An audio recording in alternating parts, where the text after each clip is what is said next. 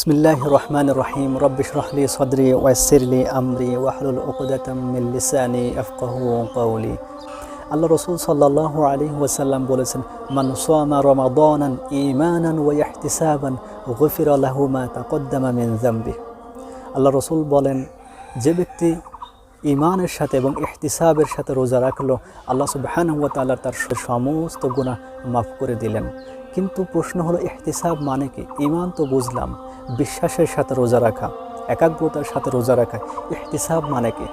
ইহতিসাব এই শব্দের অর্থ হলো হিসাব করা, হিসাব নিকাশ করা। আমরা সাধারণত যেটা বলি হিসাব, এই হিসাব থেকে এসেছে ইহতিসাব। অর্থাৎ আপনি যদি কোনো দোকানদার, কোনো ব্যবসায়ী, কোনো চাকরিজীবী হয়ে থাকেন, আপনি জানেন যে কিভাবে হিসাব করতে হয়। আপনার কর্মচারীর কাছে যে আপনি খাতা চেক করেন, হিসাবে যদি গড়মিল দেখেন, তখন আপনি বলেন যে কেন এটা এমন হলো, এই টাকার হিসাব কোথায়? আপনি তখন তার কাছে জবাব চান। এটাই হলো হিসাব। ইহতিসাব মানে হলো হিসাব নিকাশের সাথে রোজা রাখা। আমি যে রোজা রাখছি, আসলেই কি রোজা রাখছি কিনা, নাকি আমি সমাজের দায়বদ্ধতার কারণে রোজা রাখছি।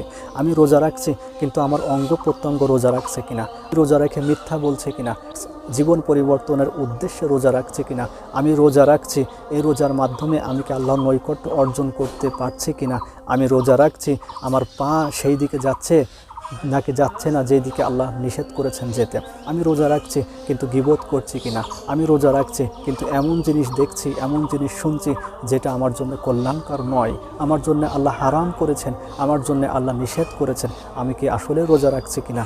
এই যে হিসাব নিকাশ, এই যে একটা হিসাব নিকাশ, এটাকেই বলা হয় ইহতিসাব।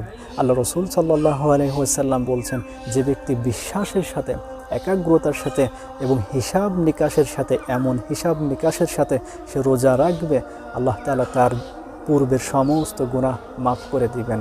এই কারণে তিনি বলেননি যে রোজা রাখলেই সব মাফ হয়ে যাবে। তিনি বলেছেন রোজা রাখবে যেইভাবে রাখা দরকার, যেইভাবে রাখতে হবে, এটাই হলো রোজা, ইহতিসাব।